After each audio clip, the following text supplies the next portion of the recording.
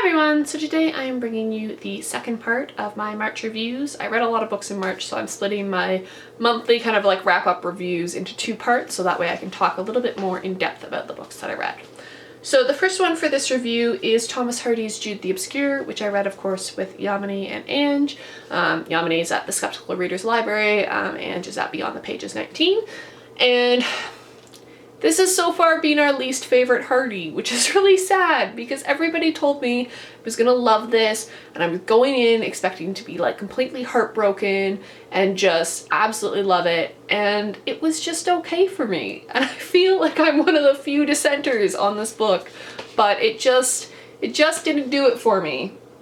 This is a really tragic, sad story. It details Jude's life, basically from a young boy when his like teacher goes off to live at like quote unquote Christminster, which is really Oxford.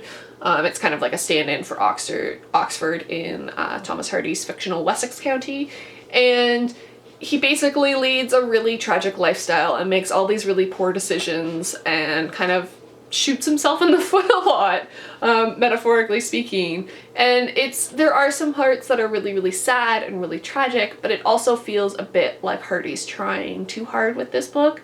The sad points just felt really contrived and they felt really like manipulative emotionally, which I do not like. So I think that's part of why I didn't enjoy this book so much, which is sad. This is the first kind of like, this was okay Hardy that I read. I think I gave it 3 stars. So I wouldn't recommend this. I think this was the last novel that he wrote before he went into writing some poetry in his later life.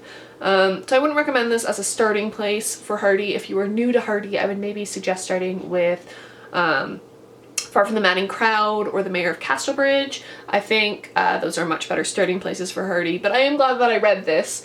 But I'm a little disappointed in it. Next up, I read Joris Karl Huysmans' Against Nature.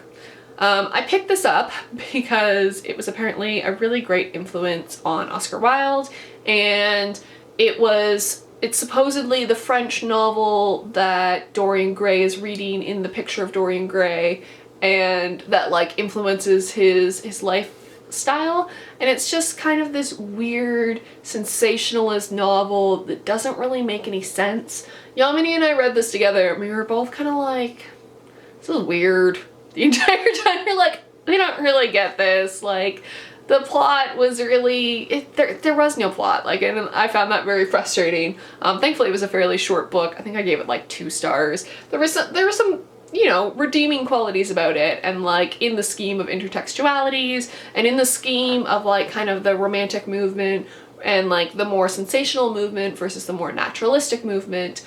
This is really interesting because Huysmans was actually a disciple of Zola, and Zola was really angry when he published this work because he's like, no, you've set back the naturalistic and the like realistic movement. And Zola was of course a kind of like follower of Balzac, so it's kind of this weird chain of French literary, you know, progression, which I find really fascinating. I actually find that more fascinating than the work, but you know, it is what it is. It's now off my TBR.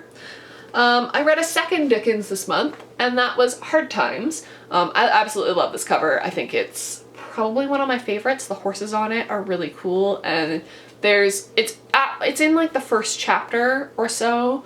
And basically the reason why there's horses on this cover, I think, anyways, it's the only reason why horses are mentioned, is that it's basically Dickens novels I'm discovering very much are railing against society, and this one rails against like only fact-based education. And so one of the students was talking about how they wanted horses on their wallpaper, and they're like, well, horses aren't on wallpaper in real life.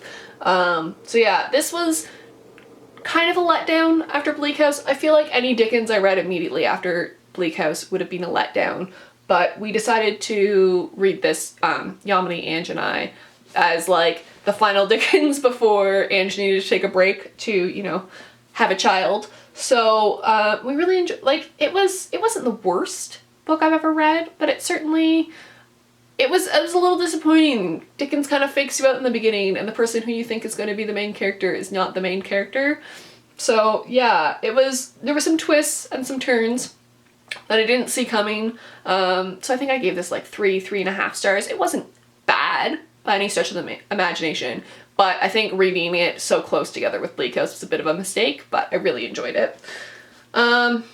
Next up, I read Richard Yates' The Easter Parade, and I read this in like one day. I went to Toronto this past month, and I read it on the train ride down, since it's about an 1.5 hour long train ride, maybe almost 2 hours.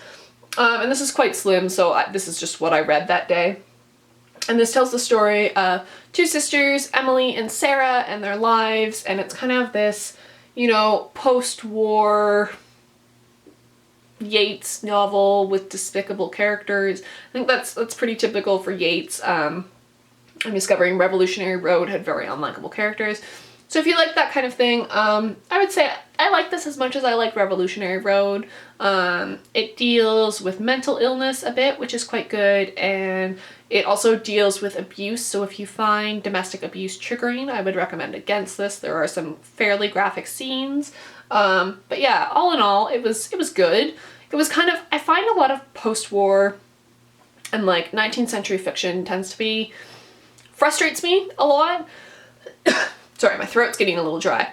Because it's a bit navel-gazing, like it's very self-congratulatory, and like it doesn't really look at issues, where I find, at least when I'm reading Dickens, like I realize I'm, you know, reading the patriarchal white male Western canon, but he deals with societal issues, whereas I think a lot of 19th century fiction kind of doesn't so much, at least like Nancy Mitford and Evelyn Waugh, and a little bit Richard Yates. I think he's a little bit of a higher caliber than those two, but definitely a little bit, you know, less satisfactory when I'm reading them. But I did really enjoy it, and I did get it done in like a day. Sorry if you can hear a phone ringing in the background, I'm not going to stop. The next that I read was I Call Myself a Feminist, The View from 25 Women Under 30, and it is edited by Victoria Pepe, Rachel Holmes, Amy Annette, Alice Stride, and Martha Moss. Jean sent me this as part of the feminist orchestra because she had an extra copy, and so she was very kind enough to send it to me, and I really enjoyed this. This was a nonfiction read, which I don't get a lot of right now. I've been kind of more reading fiction lately, and it's a collection of essays by a bunch of women. I really enjoyed that it kind of had such a breadth of opinions, if that makes sense. Like, it wasn't just one person's feminism, which I found really interesting, and while I didn't necessarily agree with what everybody was saying, it at least had such a diversity that it allows me to view things from different viewpoints, and like, you know, kind of be like, oh, I didn't consider that. I've never, you know, been able to consider that, which was really good. And I would definitely recommend this if you're kind of, you know, curious about feminism and curious about feminism at the moment. So definitely a good pick. It was a fairly easy read. I think I read it in like a night or so. So for nonfiction, very easy to get through. Next up is one that I didn't give a rating to because I don't know how I feel about it. Still, it's been a couple weeks since I read it, and that is Sylvia Plath's Ariel. I have it in this beautiful Faber and Faber edition, and it has really nice end papers. This is Sylvia Plath's later poetry. There's a lot of issues with this. I really didn't like the poem Daddy, which basically compared her struggle with getting out from under men's authority to being Jewish under the Nazi regime. And I realized that, like, it just didn't sit well with me. She also used the N-word a couple times in this, which really doesn't sit well with me, and she kind of has this weird obsession with Jewish culture, and she states she's not Jewish, but she thinks she'd make a really good Jew, and I'm kind of like, I realized that this was written in a time where it was a little more appropriate to say things like that.